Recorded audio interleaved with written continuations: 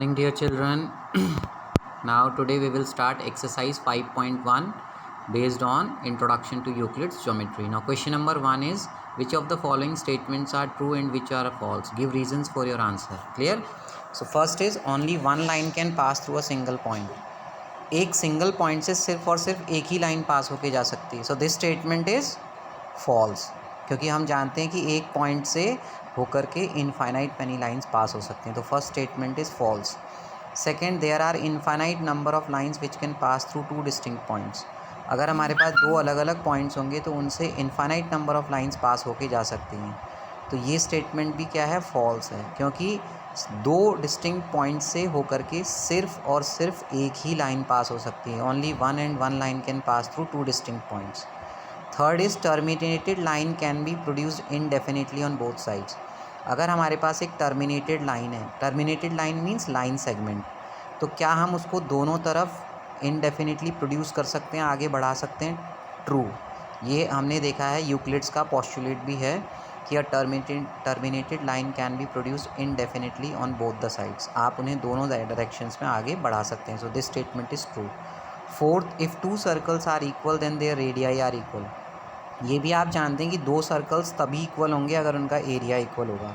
और एरिया का फॉर्मूला क्या होता है सर्कल का? Pi r square. It means the radius should be same, क्योंकि अगर रेडियस सेम होगा तभी एरिया भी सेम आएगा. तो ये स्टेटमेंट भी क्या होगा? ट्रू. नाउ फिफ्थ है, in figure 5.9 if A B is equal to P Q and P Q is equal to X Y. No, if A B is equal to P Q is equal to X Y. ठीक है, then आपको proof करना है कि A B is equal to X Y. तो ये होगा कि नहीं होगा बताइए. अभी हमने पढ़ा था, ये भी पोस्टुलेट पढ़ा था इसका, कि अगर दो चीज़ें किसी थर्ड चीज़ के इक्वल होती है, if two things are equal to third thing, तो वो दोनों चीज़ें आपस में भी क्या होंगी? इक्वल होंगी. क्लियर? तो अगर ए बी जो है वो एक्स वाई के बराबर, ए बी जो है पी क्यू के बराबर है, पी क्यू एक्स वाई के बराबर है, तो ए बी भी एक्स वाई के बराबर है और पी क्यू भी एक्स वाई के बराबर है. तो ये दोनों आपस में किसके बराबर हो जाएंगे? ए बी और एक्स वाई आपस में क्या हो जाएंगे? इक्वल हो जाएंगे. क्लियर?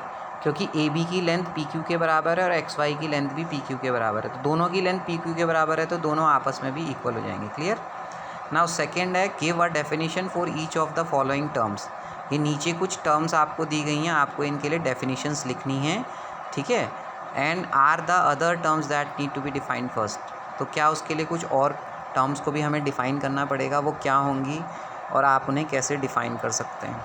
तो पैरेलल लाइंस क्या होती हैं बेटा? आपने पढ़ा हुआ है, two lines are said to be parallel if they will not meet anywhere. अगर वो आपस में कहीं पर भी मिलेंगी नहीं तो वो पैरेलल कहलाएंगी. Clear? And the distance between them should be same. तो अगर हम सिर्फ ये डेफिनेशन दें कि two lines which do not meet each other, तो ये थोड़ी सी डेफिनेशन इनकम्प्लीट होगी. इसमें कौन सी चीज़ जो होगी वो रह जाएगी, जिसको डिफ़ाइन करना है कि इनके बीच की जो लेंथ होती है, हमेशा ध्यान रखना पैरेलल लाइंस के बीच की जो डिस्टेंस होती है वो हमेशा सेम रहती है. आप कहीं से भी मेजर कर लीजिए. देन परपेंडिकुलर लाइंस को आप डिफ़ाइन कर सकते हैं कि two lines are said to be perpendicular if the angle between them is 90 degree. Line segment को आप डिफ़ाइन कर सकते हैं. Line segment is has two end points. Clear? Radius of circle को आप डिफ़ाइन कर सकते हैं. It is the distance from the centre of circle to the point on any point on the circle. Circle के centre से circle के ऊपर किसी भी पॉइंट पर जो दूरी होती है उसको रेडियस कहते हैं. Square is a quadrilateral whose all sides are equal and all angles are of 90 degree. Clear? तो इसको आप लिख सकते हैं. इसी तरह से थर्ड क्वेश्चन है, कंसीडर टू पोस्टुलेट्स बिलो. ये आपको नीचे दो पोस्टुलेट्स दिए गए हैं, इनको आप ध्यान से पढ़ेंगे और आपसे पूछा गया कि क्या ये पोस्टुलेट्स में कोई अनडिफाइंड टर्म्स हैं, क्या ये पोस्टुलेट कंसिस्टेंट हैं, क्या वो यूक्लिड्स पोस्टुलेट्स को फॉलो करते हैं. क्लियर? तो आप देखेंगे कि पहला पोस्टुलेट कहता है कि given any two distinct point A and B. दो डिस्टिंक्ट पॉइंट ए और बी हैं तो उनके बीच में एक पॉइंट सी एग्जिस्ट करेगा जो उनके बीच में. तो इसमें बहुत सारे अनडिफाइंड टर्म्स एग्जिस्ट कर रहे हैं. सेकंड वाला जो है उसमें भी लिख रहा है कि there exist at least 3 points that are not on the same line. तो हम कहेंगे कि yes there are certain undefined terms. Are these postulate consistent? ये कंसिस्टेंट हैं बिकॉज ये अलग अलग कंडीशंस को डिफ़ाइन कर रहे हैं. क्या ये यूक्लिड्स के पोस्टुलेट्स को फॉलो कर रहे हैं? पोस्टुलेट को तो नहीं कर रहे हैं बट उसके एक्सियम को फॉलो कर रहे हैं, 5 को. ठीक है, अब फोर्थ क्वेश्चन है, if a point C lies between 2 points A and B, अगर दो पॉइंट्स के बीच में कोई पॉइंट सी लाई कर रहा है तो प्रूफ करिए कि वो A C is equal to B C होगा, and then A C is equal to half of A B, explain by drawing the figure. तो ये आप दिखा सकते हैं फिगर से कि आप एक लाइन सेगमेंट ड्रॉ करेंगे, बीच में आप सी दिखा देंगे, तो आपको दिया हुआ है कि ए सी की लेंथ बी सी के बराबर है, ठीक है।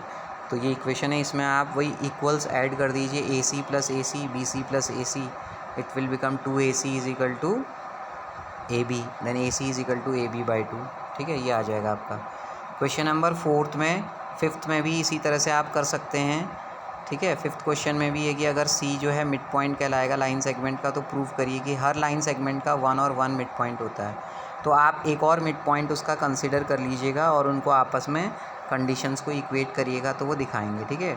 अभी इस वीडियो में आगे मैंने इसके सॉल्यूशंस भी दिए हुए हैं आपको, आप उन्हें ध्यान से देख करके समझ करके बेटा कॉपी में नोट करेंगे इन क्वेश्चंस को, ठीक है।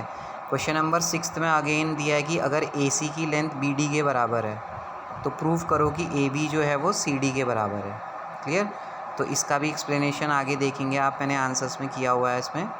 और क्वेश्चन नंबर जो 7 है, ये क्या कह रहा है कि एक्सियम 5 कहता है यूक्लिड का कि यूनिवर्सल ट्रुथ के बारे में वो बात करता है। तो एक्सियम 5 क्या कहता है, एक्सियम 5 क्या था कि the whole is always greater than the part, कि कोई होल चीज़ जो होती है वो हमेशा पार्ट से ज़्यादा होती है, बड़ी होती है, ग्रेटर होती है, ठीक है। तो इसको आप लोग अच्छे से समझ करके ये एक्सरसाइज को कंप्लीट करिएगा, क्लियर बेटा। और यहाँ मैंने इसके आपके सॉल्यूशंस भी दिए हुए हैं वीडियोस में, आप इन सॉल्यूशंस को ध्यान से देखिए और सबको अपनी कॉपी में अच्छे से नोट्स बना करके हैंड राइटिंग में अच्छे से इसको आज कंप्लीट करिए बेटा, ठीक है। ये क्वेश्चन नंबर 4, 5, 6, 7 आप देख रहे हैं, सारे के सारे क्वेश्चन इसमें सॉल्व किए हुए हैं। तो you just note down all these questions in your notebook. Thank you.